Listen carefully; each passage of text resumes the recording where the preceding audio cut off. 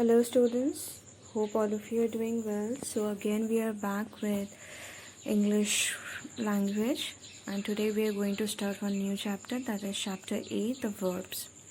So what are verbs? Let's see the definition first. A verb is a word used to indicate an action. That means in one word I can say that verbs are doing words or action words. Okay. For examples like Jacob walks in the morning.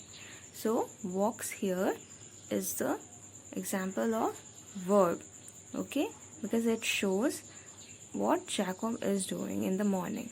Okay, then comes Albert. Albert liked to walk. So here the word likes become what? The example of the verb. Now come to the types. So in your syllabus, you have only two types of verbs, transitive and intransitive verbs. So what are transitive verbs? Verbs that must have an object to complete their meaning.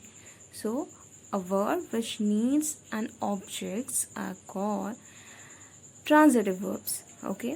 For example, like Donald gave his sister a laptop. So here a laptop is the example of a direct object, and sister, okay, his sister becomes the indirect object.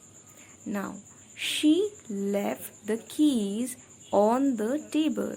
So here left is the transitive verb. Why? Because it's taking one direct object, that is keys. Now student, how to identify a direct object and an indirect object? So here I have written a very easy solution where you can understand. A direct object answers the question of what. Now, Donald gave what to his sister? A laptop. So that is why laptop becomes a direct object. Okay. And indirect object answers the question to whom or for whom. So Donald gave the laptop to whom?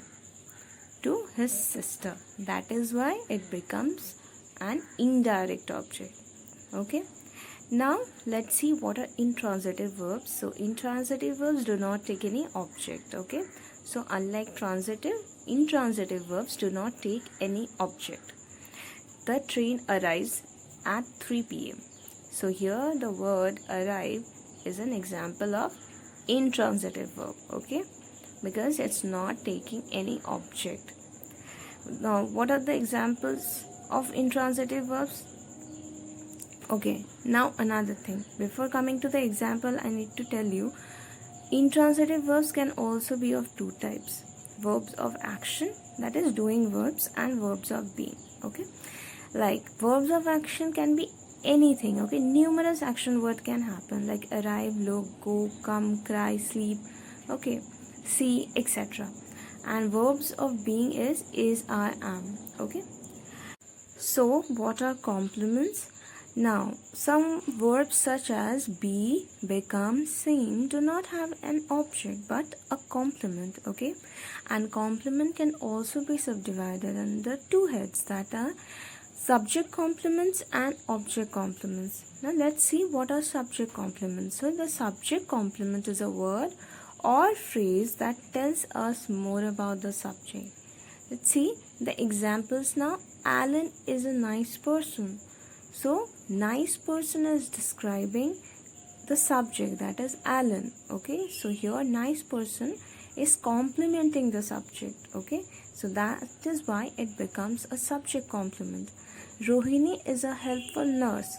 So here helpful nurse becomes the subject complement because these words are complementing the subject Rohini. Okay.